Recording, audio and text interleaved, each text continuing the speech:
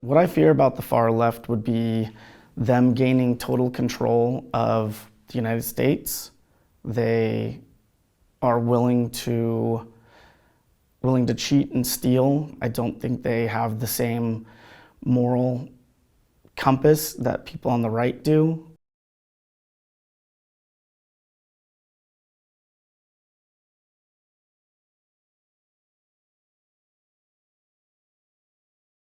I fear, I suppose, violence and chaos from the other side. Yeah, I mean, for instance, what happened at the Capitol. But my opinion is they were gravely mistaken about the facts and misled by a demagogue, Mr. Trump. So that scares the shit out of me. And they're violent, and there's no reasoning with the mob.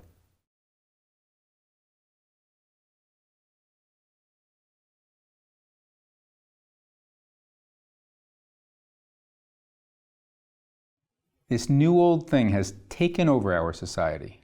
Mockery, the relentless teardown of the other side. They're all hypocrites. They're all cowards. They're the enemy. To hell with them. The result? Relationships shattered, society split in half, with each of us taking sides. How many wonder, is there even another way? I've been a peacemaker for 20 years. There's another way.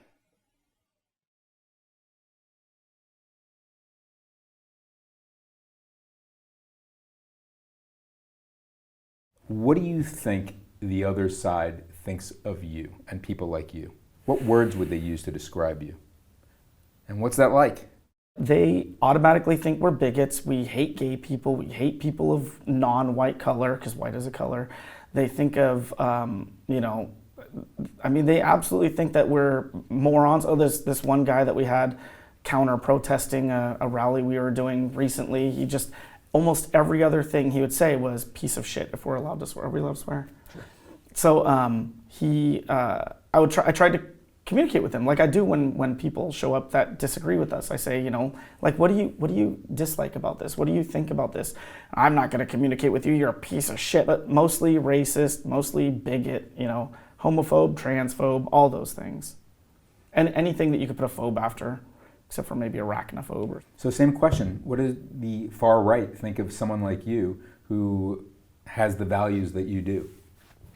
Unlike you, Matt, I don't have a lot of exposure to the far right. Meaning one-on-one conversations, and I'm out doing environmental stuff, so I'll get people who are, oh, you're just a tree hugger. And I watch Fox News and my jaw drops, like, wow, that's just an outright friggin' misrepresentation is a nice way to say it. Outright lie would be another way to say it. I think that people on the far left, I think that they have their heads up their asses. So if you watch a ton of YouTubers, one of the ones that's pretty popular is they'll take a left-wing person and bring them to a conservative rally. And they'll be like, I don't want to go. Those people are going to hate me. I'm wearing a Biden hat or whatever. And they go over there and the Trump supporters are always like, welcome, come on in. We'd love to, talk to you. The one that I do like is Trump derangement syndrome, because I do think a lot of people on the left suffer from this fake non-existent disease though, because they've watched so much left-wing media that they see the manipulation and believe it. There are great people on both sides. He was calling Nazis great people. It's not what he said. Mexico's sending us all these rapists. They're all rapists. They said Mexicans are rapists. It's not what he said. Let me go into my Trump derangement syndrome, because I have it big time, because I don't consider it a syndrome. I don't consider it derangement. It's called, I'm a Jewish man watching this guy rise to power as the dictionary definition of a demagogue. Have you ever looked that word up? No. I want to say stuff that gets you bristling. So we can get into it. Here we go. Yeah, well, here we go. Which is, I consider those people on the right, not all of them, not to a man, absolutely not to a man. There are black people on the other side who support Trump and Trumpism, but for me, it's the current bubbling up of the river of racism that is America. Are there judgments of the leaders on the far left? What do you think of those people? They're scam artists. Yeah, because name a leader on the far left. I don't know what that even means. So who would you consider leaders on the far left? Obama, for sure. I think they're just they're again power hungry people. Let's talk war, right? Are you anti-war? Do you know anybody who's pro-war? Yeah, so yes, Yeah. I'm anti-war. and Oh I don't- yeah. So if you're anti-war, you should hate Obama, right? I mean, Yes, should yeah, for 20 years of Afghan war under Obama. more. I would call him, he's part of the Military-industrial complex. perfect. Thank you. We agree on that. He's part of the military-industrial complex. For me, left is the only representative figure right now who's on the world stage a little bit, not so much as in 2016, is Bernie, is left. So he's constantly trying to help the lower class and wants to tax the ultra-wealthy. And the party, the machinery said, no, we can't have this guy. I mean, I think it's comical that they constantly go after Trump for being, bad for democracy when they're the ones who keep doing this stuff. Nobody voted for Kamala. By the way, you pronounce the name right. It's the word. It's a comma. Kamala. Now you can spread the word. How to I'll pronounce her name. forget. Well, those people who don't, or actually Trump is a perfect example. He's, Kambala, kombucha, it's ha ha ha. And, he's a charming, funny guy. And I can see that. But it's also that he's terrified of powerful, educated, black women. I'll ask you a question if I may. Do you think America has a vein, I won't say a river, a vein of racism in it? Not really. I mean, that's a tough one to answer because what do you mean by that, really? So we have no systemic racism. I'll define it. Because if you believe in a form of systemic racism, do you believe that exists? Systemic racism? Absolutely. Do you have come across or have black friends who you can talk to about this? I mean, get a black man's perspective or woman's perspective is super valuable. And I see. But if you choose the right ones, you can't choose the ones on the right because they'll tell you the opposite. You have to pick the right black woman to tell you what you want to hear.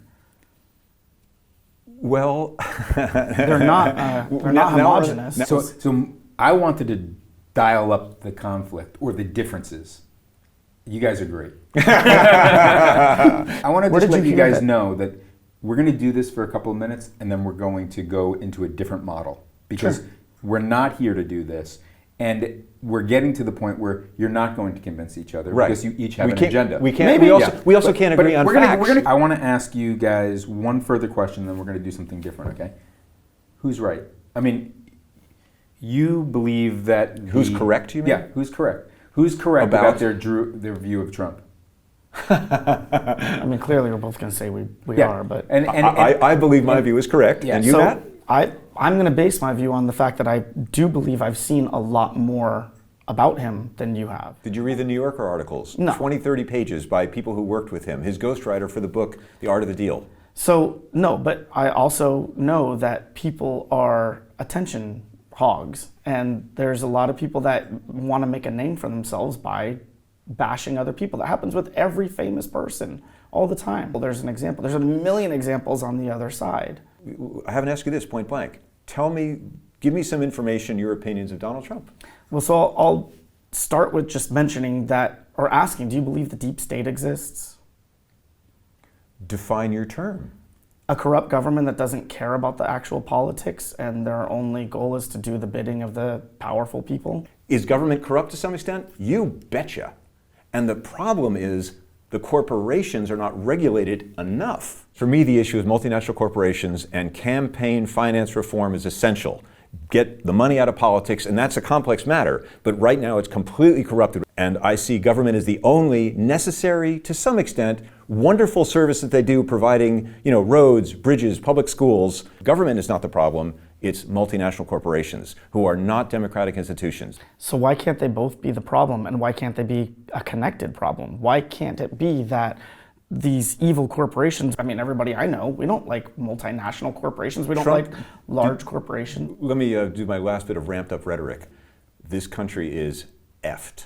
I mean, really effed. He will do what he did in 2016, but without the safeguards, without the so-called adults in the room, all of whom he fired. I understand So what that. bad happened between 2016 and 2020? Are you kidding? Absolutely wrong. That's CNN information, very wrong. I don't watch CNN, they're too I conservative. don't watch Fox News. They're too liberal.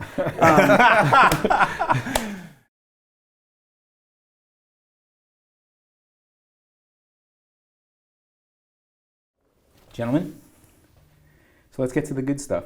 What's beautiful in your world? My family, my children, my mom. That's the most important thing to me. And How many kids? What age? 2 kids. I have a 17-year-old daughter and a 13-year-old son. You didn't ask about the age of my mom? It's a woman. Never ask the age. Yeah. At any age. Yeah. So what do you get out of that? I just get a satisfaction knowing I did good, knowing that, you know, I provided the world with some intelligent beings that'll be productive in society and maybe add some positivity to the world. And I can speak to that commitment because we were scheduled today at a certain time, and with pretty short notice you said, I have an opportunity to be with my kids, and I'll never turn that down, which I had a lot of respect for. Yeah, you know, growing up without a dad, I think that might be a lot of things that molded me and my, you know, goals towards being a good man is I didn't have any role models, and so I had to consciously at a young age start picking and choosing from my friends' dads, you know, taking examples from them, some teachers, my grandfather, and just trying to piecemeal, you know, a male role model. And being a role model, like that. Oh yeah. That piece sounds really important to you. That's what dads do for their kids. Some dads know that. You know, at first you're just like, it's surreal having a kid, you know. Some people say, the second you were born, you're like, what is this thing, you know? And then eventually, you know, you're like, I'm a dad, I have to care for this thing. I'm, you know, scared to death that it's gonna get injured. And then when it, you know, starts developing personality, you have to mold that personality. But that's a lot of it is instinctual. Jack, what is beautiful in your life? It's interesting to listen to two guys talk about being fathers and family men. I'm a childless cat man, sort of a cat man. I mean, also dog man, also animal man. So when for me, I'm asked about beauty in this discussion, it's the natural world, nature. I went for a run last night in the hills of San Rafael where I live, and the highlight of the run was, oh my God, right on the hill, 100 yards away, coyote. My brother and I, from the age of 3, got to just play in the fields, in the streams, looking for crawdads, or crawdaddies as we call them. I loved crawdadding. And we could play in the woods. I once set a fire and almost lit the whole friggin' woods on fire. I almost burned down a park in San Mateo. So did you get to play in nature as a kid? Oh yeah. Yeah, my mom she doesn't like being called a hippie, but she's kind of a hippie. She always talks about how when we were babies, my sister and I, she would go out of her way to put us in the dirt, like rub us around in the dirt, make, you know. Really? Yeah, put us on the beach in the sand, but mostly dirt. Get dirty, get all those pathogens in you, and touch nature. I didn't know people knew that then. I mean, now. Oh yeah, all those like hippies. Kids who have not been exposed to dirt, who haven't been allowed to suck on doorknobs. Yep. Are the ones who get sick. Yeah. Also, I'm a professional photographer. I preside over the world's largest collection of naked tree-hugging photographs. Interesting. Typically someone on the left, you'd think. When you say you preside, what is that meaning? I created them and I, you know, curate them and share them. So when people ask you for my business card, I hand them a card with a naked picture of myself on it. But you'd never know it because it's me in a giant redwood tree, and redwoods are something I didn't grow up with. I grew up in New York, and I came to California, and you know, like everybody does, every tourist, like, wow. Oh yeah.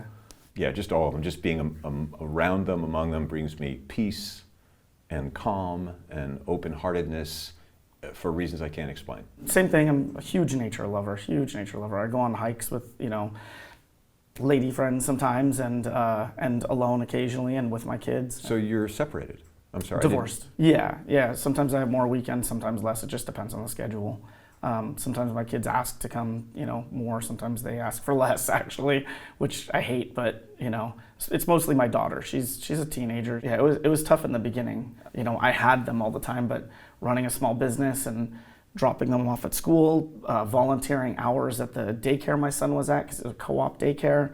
You know, having to stop work early to go pick them up, and if I get a call from the school, I'm the only one that could go get them. That was tough in the beginning. So tell the other person something about your life that gave birth or is related to your politics. I was raised by 2 liberal parents, of course, in New York, of course. And for me, it was always the Democratic Party was the the one worried about the poor people and the black people. They had more compassion. They cared about the downtrodden in society. And if anything, I've fallen from that tree, liberal, and I've gone even farther left, the Bernie Sanders wing of the party. And I don't have a ton of money, so it's easy to do that. When you have a shit ton of money, then it's like, don't take my money, don't tax me to death, and I understand that, but that wasn't my upbringing, it's not been my life experience, and has always been an association with the left. But I'm now fascinated, like, you're a Proud Boy. And I don't know what that even is, other than the stereotype of, what is it, Enrique Tarrio. Yeah. He led the insurrection, he led the attack in the Capitol. He wasn't even there. He wasn't even there. See, there you go. That's one of our rules, is that we don't talk to the media as Proud Boys. But I will say, yes, I'm a Proud Boy in the Bay Area. But talk about yourself. I mean, that's what you're here. Yeah, definitely. Yeah. My grandfather owned gas stations. He started out just, as a pump jockey, as they called them back then. And, ended up eventually owning a station, and then owning another gas station, and bringing his sons into the mix, and they ended up owning gas stations. And so I grew up a little bit around that, but business ownership, and they were huge fans of Reagan, which a lot of America was, to be honest. He was won the most popular presidential race we've ever had, right, by the largest margin. So some people obviously weren't fans of him. I voted against the mofo. Yeah. Yeah. But yeah, my mom was involved in the Tea Party movement. It was just a big, stop taxing us to death movement. I went to one of the Tea Party rallies that my mom had. She would go to a lot of their events, but I didn't go to a lot of them. I was a little bit of a troublemaker back then, and I was too busy going out and getting in trouble with my friends. But one of them I did go to, because I was always a little politically minded back then. And it was a group of maybe 30 of us, a few black people, a few Hispanic people, a bunch of Asian people. And, we've been there for maybe 10 minutes, and some car drives around, throws a water bottle at us, and calls us racists. And I'm like, racists? I mean, first of all, let's start with, did you look at us before you threw anything at us? And second of all, you've never talked to me. I like to think I'm old enough and wise enough to say, Jack, don't judge a book, well, not even by the cover. I mean, I see gentleness in your eyes, so I'm not seeing some guy who's really hateful and angry, like Stephen Miller, who has, to mention sharks on your arm there, he's got shark eyes. And I think sharks are wonderful, beautiful animals, but he's an unhappy, deeply hurt person. And it's like dead. So first and foremost, let me just mention, I don't have sharks on my arm as an aggressive thing. It's all, kind of aggressive. I like aggressive fish. These are all deep water organisms, which I'm fascinated with. Can I see up your arm? So there's wow. I do have this needs to be redone. I have a thresher shark, I have a kind of goofy anglerfish, I have a blue ring octopus, which is one of the deadliest things on earth, but they're tiny, they're nondescript. Why do you feel the need This is a gulper eel. Why do you feel the need to play down powerful or strength or aggressive? Because I think it's cheesy when people put a big, fanged snake or skulls and that stuff all over them. That's not why that's not the format of tattooing that I want. I love aquariums, I love fish, I love the deep ocean. I'm fascinated by the deep ocean, like I said. And of course, January 6th, the evil boogeyman. How many people died on January 6th? I think 5. Nope. Well, one that day, and then later 4 more from injuries sustained. Absolutely wrong. That's CNN information, very wrong. I don't watch CNN, they're too conservative. I don't watch Fox News, they're too liberal. What's one of the hardest experiences that you've had? Well, I'll go to the big trauma in my life, if I may. Age 11, parents are getting a divorce. Older brother, 13. We have our own rooms up in Westchester County, New York. And then my father left. Now, he moved nearby so he could still visit us every other weekend.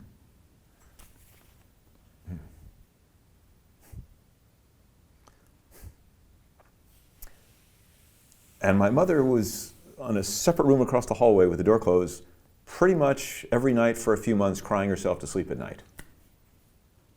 My parents split, my mother crying, and I couldn't help her.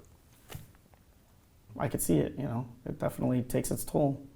And so as far as me, very related, my divorce and being, of course, a man and the dad, it was very hard to keep it together in front of my kids. I did the same thing your mom did, but I tried to make sure they were kept separate from, me laying in my room crying and at the same time knowing I've got to get up and do everything for these kids. Yeah, my life was completely destroyed, by this. I remember, and I talked about it with my older brother too, through our teens and then well beyond, which is, what's the point of getting married? It's going to end in divorce. And I've modified those views, in a lot of ways. So you want to know what's funny? So you say you've now kind of evolved, or not necessarily evolved, but shifted a little bit. Now you could see there's some benefits of marriage. Whereas me now having gone through a divorce, I'm like, I really don't want to get married.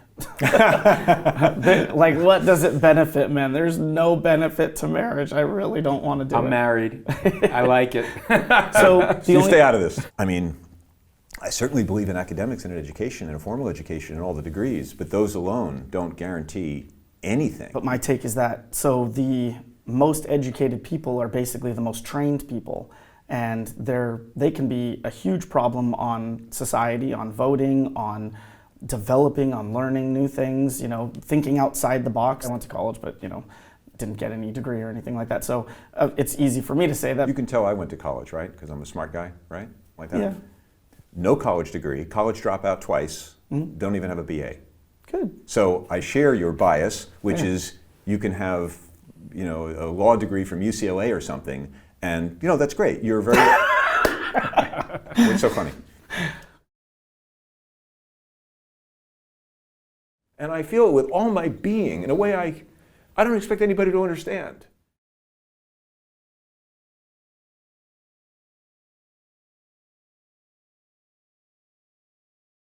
I want to ask you guys why you're here and what you're concerned about in being here. I think that it's beneficial for not just the people involved, but the people watching, to see people able to communicate in a rational, civil manner like we used to. I grew up watching people debate that totally disagreed with each other on things, and nobody lost their mind, nobody started screaming. What's the problem with that? I think that especially nowadays with social media is a huge problem around the world. You pick this camp, everything you stand for is in this camp, so you have to defend it with your life. These people are the enemies. You have gang territories here, and if you don't stick up for it, and people believe different things within that camp, and they have to silence themselves because the gang mentality will come after them. Tribal. Yeah. There's another word. And I like gang, it sounds more aggressive. And the problem with that is? We'll lose our country. Meanwhile, the people who are actually in charge, they love it. They're sitting up there watching us fight amongst ourselves, and they could just manipulate us. They can get away with everything because we're not actually fighting the system. Hey, for future people, where's the camera? It seems like a good intended, purpose. That's right. All right, thanks. Jack, why are you here, and are you concerned about being here? I have two conservative friends. I knew these guys both as teenagers. Of course, they both have since left the Northeast, one in New York, one in Connecticut, and they're both living in Florida. Of course, they have to shake down and end up in Florida. And one of them I stopped talking to because it was just too painful. And I wish we could have this kind of conversation, but he just loves to argue. And he's very smart, and he's very funny, he's a sweet guy, but it goes nowhere. So why are you here? To talk about Trump in this setting with someone on the opposite side who I don't have any expectation that we would agree. With my childhood friends, it's so freaking painful. Yeah. We have two human beings here who have concerns about the world. And I'm going to want you to inhabit the other person's concerns. So if you'd start, you were about to talk about what you're concerned about, the world is developing into. When he's speaking, your job is to hear. Yeah. Okay? Absolutely. And it's not even to respond. It's not to disagree or agree. If you've been in therapy, you're going to reflect back what you're hearing. And you're going to try to do it without mockery. What are you concerned about in the world? Mass deportations. Mass deportations in America. And these are, my understanding from numerous articles, not illegal immigrants, which is another matter, and that's one I could soften on and kind of meet somewhere in a compromise, but legal immigrants who are in this country legally. Xenophobia with a policy reflecting it. I want you to describe, if you will, the scene that you see unfolding in the country, in the world, if what you fear occurs. Okay, and then we're going to track it back to why it matters to you.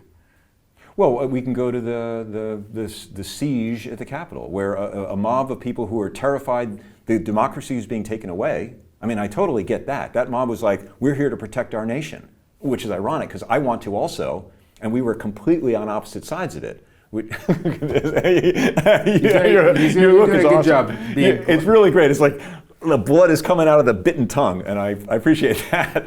But it's like an angry mob was, you know, we got to go to the Capitol, and we're going to go to the Capitol, and we're going to march with you, liar, because the Secret Service wouldn't let him, so he claims. I mean, which is true.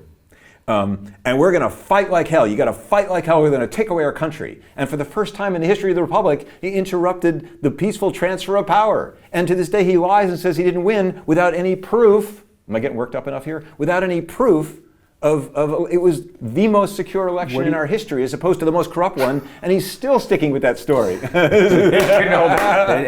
You broke me on that one. Oh, I was doing so good. The most secure. Oh, wow. Okay, Jack, that's what you believe happened. Just I more want of you that. to paint what your concern is for the world, and then why that matters to you. That's ultimately where I want to go, is why it matters to you. I'm lower middle class and living in a nice little liberal bubble in Marin County. So it's not so much me directly, but the poor people in this world and the working stiffs, which I kind of am, really screwed. The rich get richer, more control from the top, fewer rights for the working person, and it's taking away the right to vote. We won't be able to vote him out, and he'll just change the rules of the Supreme Court. What's the problem with that? If that occurs? Let me finish my tirade. He'll change the rules so he say I can have a third fucking term and never leave. Why would he? It's the whole system is corrupt. I alone have the truth. I mean, it's what Hitler did in fucking Nazi Germany. I never understood it, and now I do. What does that mean for you? Well, actually, the deepest one, I guess, is I don't think Trump gives a whit about the environment. And the only chance we have at slowing down the climate emergency, okay, I don't know where you are on that, is with government putting some limits, regulation. Okay. What I'm hearing is that you're concerned that particularly Trump, but also his cohorts, that you see as cohorts, that if they are in power, the world is heading into a direction that is authoritarian, which means a limit to freedoms, and there's going to be tremendous suffering among people who don't have resources. And why does that bother you? I mean, that sounds like a rhetorical question, but why does that bother you? Why does it bother me? Because I care about my fellow human beings. I have always been more connected to the homeless guy in the street in Marin outside of Trader Joe's. And I was amazed that there are people who are like, lazy, doesn't want to get a job. And out of my concern for other people, and the natural world, the destruction of what little nature is left now. Why do you care about the natural world if you're gone? Why do I care about the natural world, man? That's life. That's the joy in my life, is to go out into the woods quietly and not listen to fucking chainsaws. And now everywhere I go in Marin County, filled with environmentalists, they're chainsawing and herbiciding with Monsanto Roundup for profit everywhere. Nothing is safe. Is he understanding you? And is he understanding I understand you what at you're the asking. depth that you feel it? Oh, God, no. What's he not getting? So we're just going to stay with this for a little bit, okay? What is, in your view, he's not getting at the depth that you'd like him to? Well, it's just I mean, your question was, does he understand at the depth that I feel it? I don't know how many people could. I mean, we humans consider ourselves the most intelligent species on the planet. I say we're the stupidest species because we're the only ones killing ourselves, the ecosystem that supports us, and taking along all these other species. And the only way I find any solace in any of this is knowing that, well, Jack, it's the Earth. It's an electron, a globe, a marble floating in space, and over geologic time, it's all fine. And that's an intellectualization, because that's not how I feel it in my body when I go for a run and know that they're going to cut it all down. So again, what is he not getting? Just the depth of it. The depth of it. I mean, just how much I love.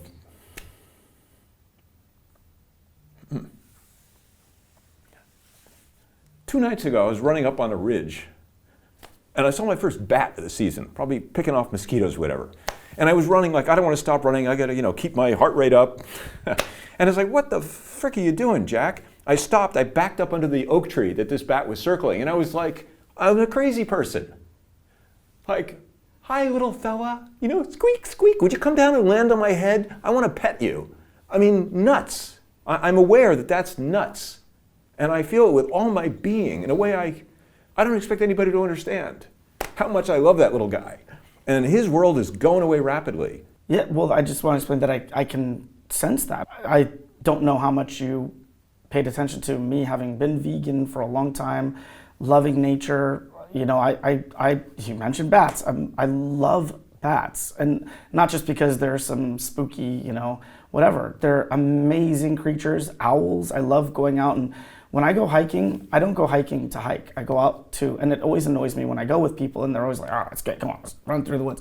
And I'm like, no, let's just sit down, wait for the lizards to come out, pray that we see a snake, because you almost never see them around here, and find what kind of birds are in the trees and hope we see something I haven't seen in a long time. So, I mean, again, I'm very, very passionate about nature, and I might not get it because even though I do work with animals. You just did, even though you weren't following his strict rules. Just saying that, I feel understood and connected. I see that compassion makes you see a lot of very negative stuff in the world, and it's awful.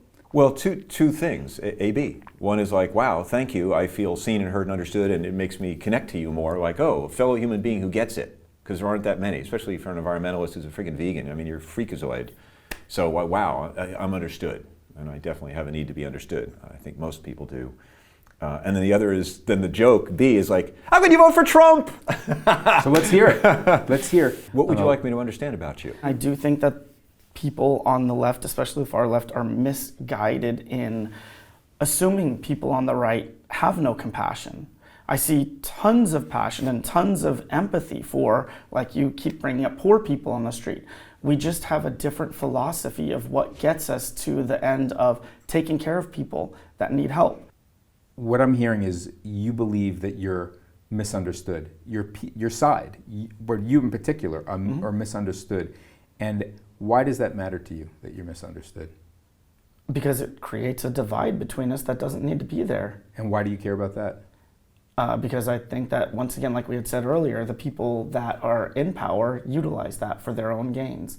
Meanwhile, we're being robbed, and the poor get poorer. Like we always say, the rich get richer, and they're using us to manipulate our own system that should be within our control. Why do you care if all that occurs?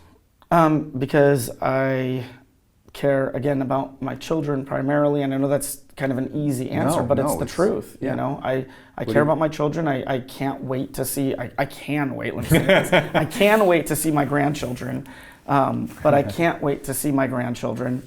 My daughter. So what happens if you're, so it sounds like your concern is if you're not understood for what actually matters to you, then people are going to be driven apart. Mm-hmm.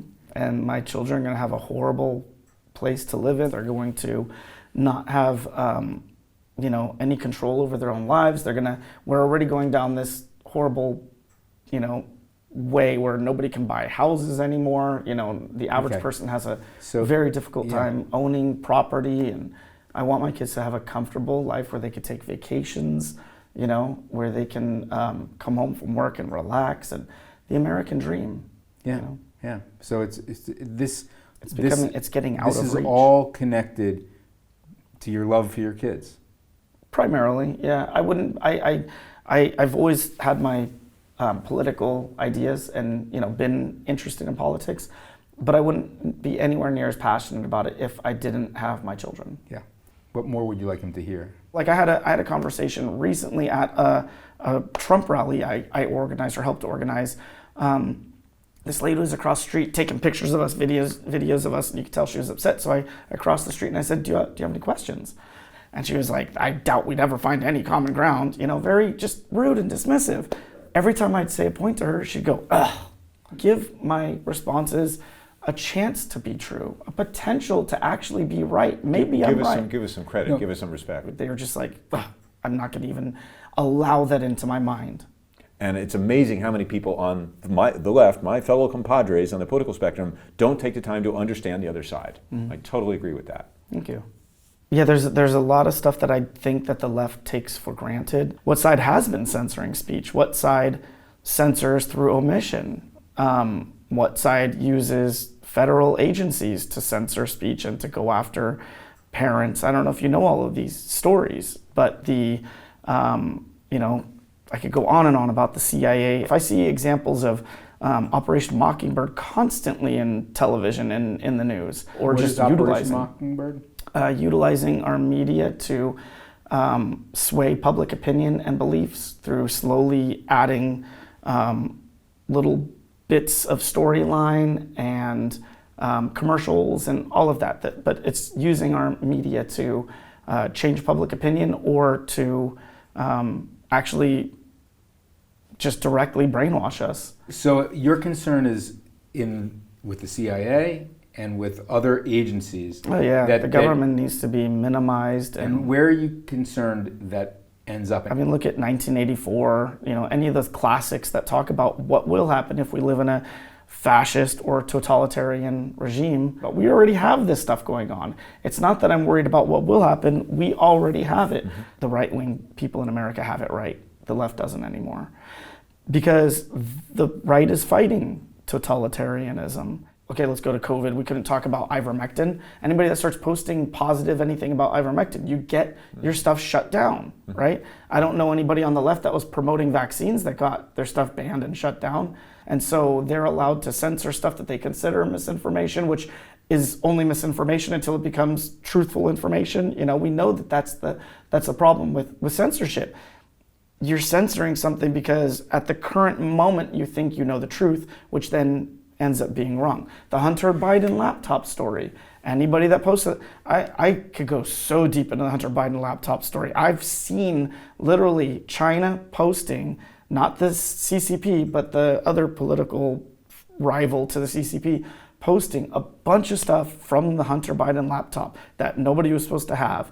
Awful, awful stuff. That's an example of government control. You can't say you can't speak against the government. So what's the problem with that? Where do you see that leading? I mean, no freedom of movement, traveling. I mean, imagine vacations living in North Korea. It's interesting that we have this similar concerns, from a completely different viewpoint. Correct me if I'm wrong. The left says, you're trying to take away our rights and control us and censor us.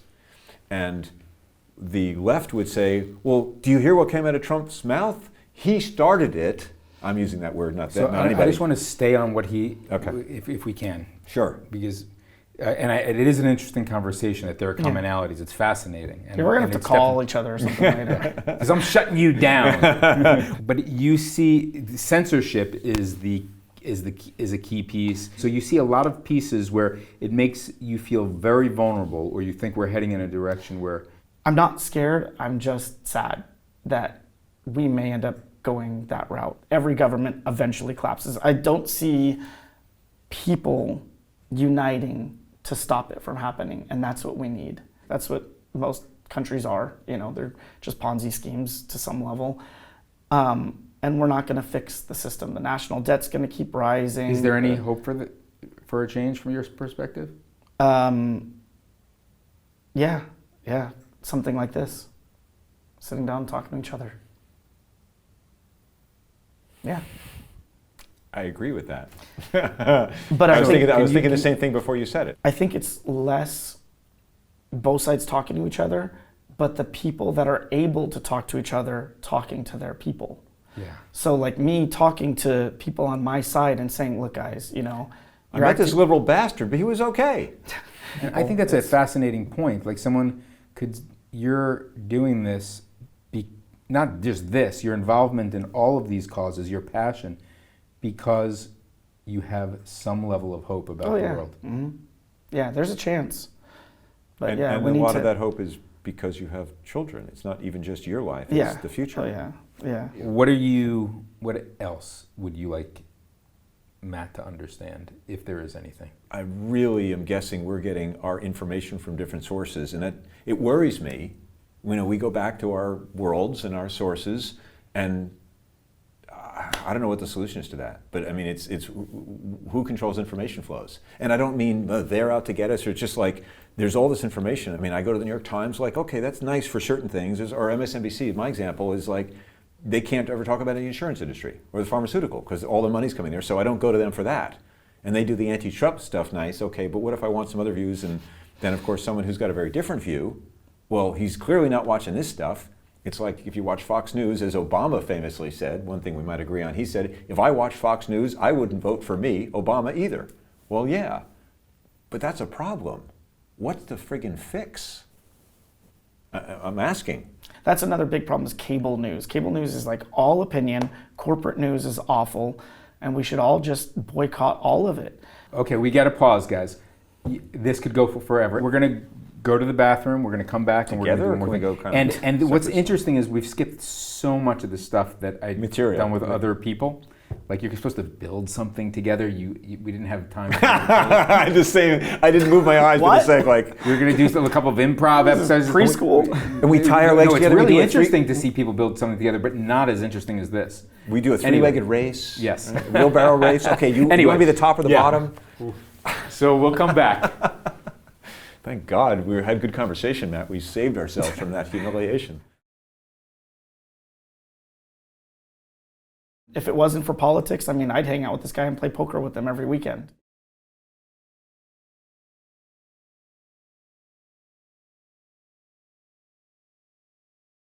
So we're going to do something that I call identity confusion. I'm going to ask you to switch seats. So you're each going to be playing each other. And you're going to be articulating the other person's viewpoint as the other person. So I'm Matt, he's Jack. Yes, you are Matt, you're Jack. You're going to articulate what is important to the other person, and they're going to reflect it back to you. And you're going to see it seems quite weird, but it goes much deeper. So try to do it with authenticity. So who is up for speaking first? Okay, so let's hear from you are Matt, and you're gonna reflect back as Jack. What's important to me are my kids. I'm a father, and I want to see them grow up in a world where they have American freedoms and democracy. And I see that the current course of the government and the left, which has gotten more extreme and more vocal and more potentially violent and less understanding of us and demonizing the right in the last few years, is threatening our democratic norms. More divisive, less communication. We on our side of this political divide are stereotyped and ridiculed and demeaned and not understood. We're all racist, which is nonsense. We're all anti-women and anti-right. Nonsense. It's just we're just a completely. I don't know where they're getting them. They're probably getting the media from different sources, but we're just really misunderstood. And I also have guns, which of course are demonized on the left. But that's how I protect my family. And if the government does collapse, I'm going to protect my family. It doesn't mean I'm violent, for heaven's sake. Yeah, I'm hearing that you are feeling a lot of hate coming from the other side, from my side here as Jack, that you are being demonized from my side, and you wish that people would take the time to try to understand a little bit more, and you're very concerned because you care about your children and the future of the country. I have another question for you. You mentioned earlier that you were concerned about the country for sure, but it sucked to be called racist, sexist. Names Talk about that. You didn't believe should be identified with you. Yeah, well, on a personal level, I'm just like, people don't even see me. I mean, I'm not. They see me on the right or a member of whatever group, or I look a certain way, and they're making all sorts of assumptions, which are a lot of them wrong, and often. And this is from the liberals who are supposed to be so compassionate and understanding. So it's even crazier. I mean, make sense of that. and it's unfortunate. You feel frustrated with the fact that they are so willing to call you derogatory names, and they probably believe those derogatory names. And that's not who you are. That's not who your people are that you associate with. And it makes it hard for them to, to actually settle down and have a conversation and find out, what the other side actually believes, and that it's not all pure evil. Mm-hmm. Is he understanding you at the depth that you feel it? Mm-hmm. Yeah, seems sincere. All right. Let's flip it. This is so confusing. I know. He's good at it. I'm not good at this. Well, he's outside it, so he's not trying to. Yeah, I guess that's true. Yeah. No, but I like the compliment. All right. So, what's the question? I knew you were going to do that. Get my bearings. What does Matt or the right not fully understand about you? I don't think that you fully get the importance of just what the natural world has created, what a miracle this is. I don't want to bring this into a religious term, but we have this amazing flourishing life with all these different beings that want to be alive, want to exist. They don't want us to destroy their environment. They don't want to die. They nature wants to grow. Nature wants to exist, and I don't think people on the right respect that enough. I go out in nature and I see amazing things every time I go out there, and I stop and I look and I listen. And I think too many people don't do that anymore. They're just focused on their life and their homes, and that's it. Why does it matter to you? I think that humans as a species don't do what we should be doing to preserve our actual home, which is the planet. And what do these other lives mean to you? I think they have the same exact right to live that we do, and to make us more important is very short-sighted.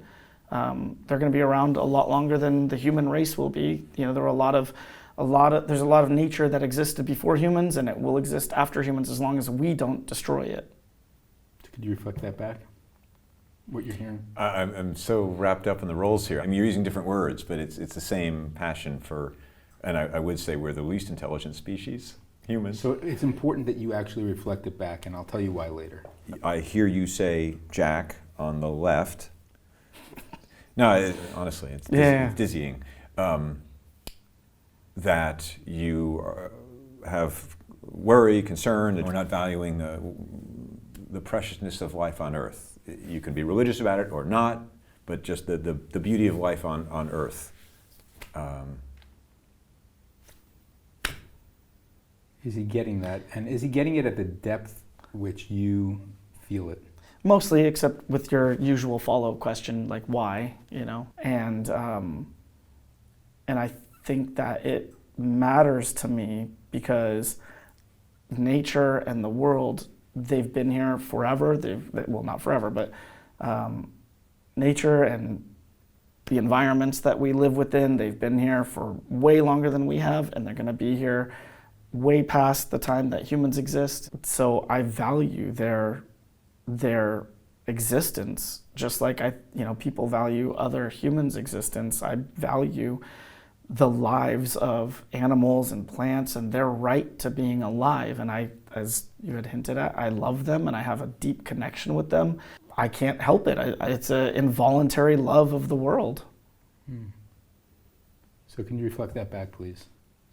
I hear you love nature and the animals in the natural world.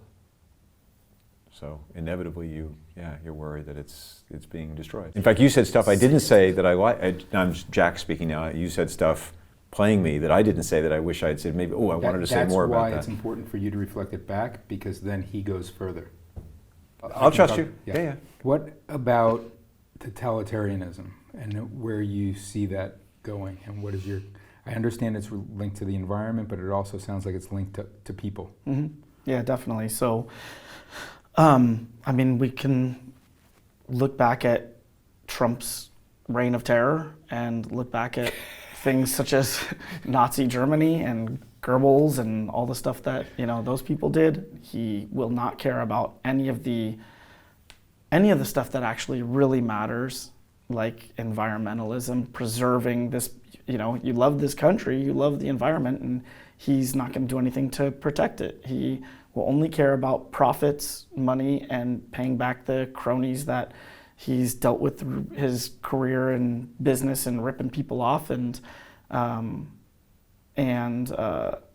all of the people that got him elected. Who would suffer? Well, of course, the innocent living beings in nature, they would be the first because they have no voice, they have no money, they have no way of defending themselves. So when it comes to somebody wanting to make profit, the first ones that have no representation are the ones with no voice. I also heard you earlier talking about suffering of people, Mm-hmm. and how that, and poor, and how that concerns you. Yeah, definitely. Like I said earlier, with the first ones to go are the ones without a voice. We could just stomp all over the homeless, get rid of them. They're just a burden on society. In that form of a system, the only people that matter are the ones that are, producing something or are willing to fight for the regime. And it's just all-out control over the population.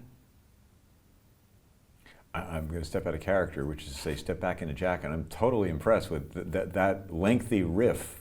I mean, like, wow, you're really paying attention to the other side's Trump derangement syndrome. I know, I'm serious. I'm totally serious. I'm really impressed. Like, you went like layers deeper into it. Like, I didn't say any of that earlier. Yeah, I'm trying to not be sarcastic or no, you weren't. mocking what I'm saying. No, it was totally genuine. Like, wow, it was affecting me. Like, this guy really understands. He that. adopted your beliefs and then lived in that person. But he said stuff I didn't say. I mean, he was really... That always happens as soon as the person adopts the beliefs. And what's powerful is for you to hear that happen. And that's here, the powerful part. I just had that. Yeah, it was genuine. Like, wow, I didn't say that, and yet it was something that I believe. My view is we don't choose our beliefs. Our beliefs kind of choose us, and then we follow those beliefs, and we're just a person in those beliefs. Mm-hmm. And so if you can adopt someone else's beliefs, you can basically be that person. Like a different programming. Yeah. And I can do, I mean, I don't know what a Proud Boy is in all definitions, but I get it. Like the government doesn't, not only doesn't care, they're out to, bring me down and take away my freedoms. I'm speaking as, I don't know who I'm speaking at anymore. You're speaking as Matt. Yeah, and like, you're damn right I got guns, fuck you. I mean, like, I'm gonna protect myself. I do not feel safe. And my family, and then you're the liberals who are demonizing us, and you don't even see who's standing in front of you. And you think I feel safe with you? You gotta be kidding me. Yeah. So to reflect it back instead of just respond to it, right? Yeah, okay. Just respond. Regardless of being a Proud Boy or not a Proud Boy or bringing even that term up, you obviously are going to defend yourself against a tyrannical government, and for some reason us liberals, we're just standing there defenseless and in the way. So why would you want anything to do with it? Is he understanding you in the way you'd like to be? Yeah. At the depth you'd like to be? We get it. We're going to go off and go shooting. Is there anything as Matt, anything as Jack, anything as a conservative, anything as a liberal or a progressive that you think the other person doesn't completely understand? Like, the conversation ends when you are completely gotten. And not until then. You're not going anywhere. Yeah, I think he doesn't get, I don't think he's seeing how bad, for example, Trump is, not to, go to the easy target, but I don't think he sees how bad Trump really is. I think he maybe hears a little bit of what he wants to hear and maybe a little interpretation to make Trump not seem as bad as he is. I'm sorry, I just got to say again, I am so blown away by what you just said, playing me, when I didn't say those exact phrases. You were pulling them out of your own head, that Trump really is different than the movement and the people behind him. So can you reflect it back? So what I hear you saying, Jack, is that we, the right, don't don't really see Trump for who he is, and we make excuses for him. Why is that a concern? Because it's the fear of rising fascism in this country with a following that believe him and take him at his word rather than someone who's, I think to use your word, you did say the word narcissist in there. I see understanding you. Oh yeah, yeah. He's an idiot and wrong. But, you know. Sounds like Jack to me. No, I'm Jack. I'm confused. I'm calling Matt an idiot. Is there anything more that Jack does not understand about the right? I want you to come away with this, Jack, understanding we are not a monolith, we're not all the same, we're not even who you think we are. And you just sort of this big mass and like, oh, they're all racists. And like I have people in my circles who are black who are not racist, they're not anti-black, and they're supportive of Donald Trump, and that's sort of like you refuse to even see or acknowledge that. And we actually have the same beliefs that you do about caring about America and protecting democracy. I mean, go figure. You know, here we are, me on the right and you on the far commie left, actually both professing to care about America. And perhaps we're both genuine, but pretty fascinating that we're on different sides of the political divide and have those same concerns. Does he understand? Yeah. Or yeah. do you He's feel a little tired, but I got as, it. As yeah, Matt, and as Jack, do you believe you've been understood? Mm-hmm. So let's switch back, okay? It is exhausting. We're going to wind up. So now we're back in our skin? Yeah. Oh, thank God. So you are you. Trade? No, I already traded him. Or am I lying? No, you You did. that's I saw him do it. Remember And he in put Princess poison in Bride? the chalice with the palace. Okay, so the reason Gotcha, it's we poison. go through that is in part because it's exhausting. And it confuses people as to who they actually are. We have different beliefs. But once we have those beliefs, we would Defend not them only to the death. do what the other person does, but like really might even deeply respect what the other person's doing. Because holy shit, they're willing to take a chance for what they believe. And I could believe those things. So what I want to ask you guys is, firstly, what do you think of the other person? Seriously, what do you think of the other person? I go first. Yeah. Yeah, I think he's a genuinely good person, good soul, good heart. He's intelligent, you know, definitely. I disagree with him on some of the politics, and that's about it. If it wasn't for politics, I mean, I'd hang out with this guy and play poker with him every weekend. You know, You have different beliefs about what's likely to happen under different structures. Yeah, well, we both kind of have the same outcome in our mind, and I'm not sure why we're both now programmed to have this outcome of the other side is going to bring about this awful stuff, or your side's going to bring about this awful stuff. And it might both be true because it might be the same people running the system. That's what I've always believed anyway. Democrats are Democrats, Republicans are Republicans. They're all owned and they all do the bidding of the people that paid for them to get into office. And like, you know, very likable person, obviously. And again, somebody I would hang out with, you know, do fun activities. He seems like he is very genuine. So what do you think about this guy? I keep going back to my core belief I bring in here and then try to reconcile with what this experience has been. So yeah, I mean, from the moment I saw you, I imagine myself a pretty good read of people person, and just as a gentleness about you and a sincerity in your eyes from the get-go. And then I hear you're a father and you care very much about your two kids. So like, oh my God, you know, this guy has, you have, J.D. Vance would say you have more at stake in this world than I do because I don't have kids. I only have a cat. I love cats, by the way. Huge cat person. I'm not surprised. Well, an animal person too. So I didn't expect we'd have as much in common as we do. And yeah, there's a ton of things we could go do in the world together and enjoy. And I kind of come away thinking, God, how to make that happen across the political divide in social settings times a million. Because then, you know, then it'd be the way it used to be, which is, oh, he's a friggin' liberal, flaming liberal. But I respect him, he's a good person, we have common values, we care about the country, we have different means to it. It kind of used to be more that way. So like, oh my God, I wish more people in your movement were like you, and gee, is it really true that there's lots more of you out there? That's the irony of it. Like, we're so willing, all of us are so willing to talk. If you were to ask me what my experience is with the right, well, I don't have any anymore. We live in bubbles. We live in bubbles. And your experience would have been very different if you came into this as a debate. You guys would not have had this same experience. It's in part how you're having the conversation. Very true. You know, if you were with your two sides. Yeah. It's 8 years of having a certain viewpoint. Even if I wanted to let go of that, and I can role play it and really focus and like, yeah, I can embody Matt, and what is your problem with Trump, man? You're just deranged about. You know, I can take that on. And this exercise helps do that. But I still have that, I will walk out of here still with that belief because I've thought it so many times. I'll be chewing on this for a while.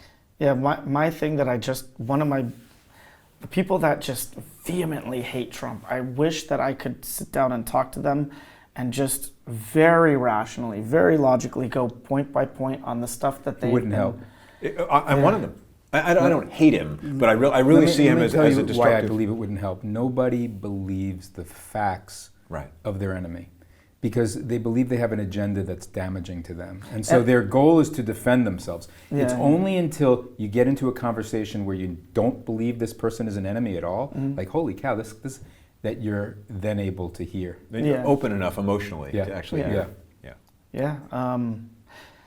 I mean, definitely when this airs, I'd like to show it to some of my people and my friends, not as a, somebody who wants attention, but to show them that this exists and that it's a great idea. Thanks. Yeah. And maybe it's, just go hiking together or go bowling together or whatever it is. But even that, if it doesn't touch on also you need to bring into it, as we're doing here, the political divide. Because if you just go bowling, you don't talk politics, you go back and you still have the Civil War. And like, oh, you're shooting across the lines, and like, oh, that's a bowling buddy. Like, what are you doing here? How can you be on the wrong side of this? I think it has to start with the people that are willing to. It has to start with the people that are willing to, and just like, this was great moderation. I mean, it was awesome. And do something along those lines. Hope that you could do it without a moderator if you're just doing it, in a public space. Again, getting coffee, because if you go to get beer, everybody's going to get drunk and start throwing insults out there. But it starts with people that can do it, and then you show other people that are maybe like one step down, one rung down on the ability to open up, and then the lesser open-minded people, and then work your way down to the bigots from both sides. That's how I think change happens. And I think there's a lot of demand for that. And I think so too. And who see the divide as a problem. Because that motivated you, right? For sure. You've expressed it 20 different times in here, that you have your strong views and you see, but ultimately what you see bringing down common people is that they're convinced that they're enemies, essentially. And they're driven apart by these other forces. Oh yeah, absolutely. And that belief, and that is what I'm trying to get across. It's like you're both concerned about totalitarianism, just a different set of beliefs, and that there's a whole structure set up that profits politically and financially from this. And so I'm trying to get that philosophy across with this program, but to people to understand that they're in a trance. Nobody believes that they're in a trance. They believe the other side's in a trance. Yeah. Right? But I want people to see this repeated so many times where they see, holy shit, this is the same every single issue. All I know is I heard there'd be boxing. So, so I was looking for the gloves. You see that? That's my rifle I brought in my case. Oh, jeez. And I thought we were going to be. This was a setup. Thrown in and here I can see actually. Is that a knife? Oh yeah. I noticed that halfway through. I was like, I always have a knife on. All right.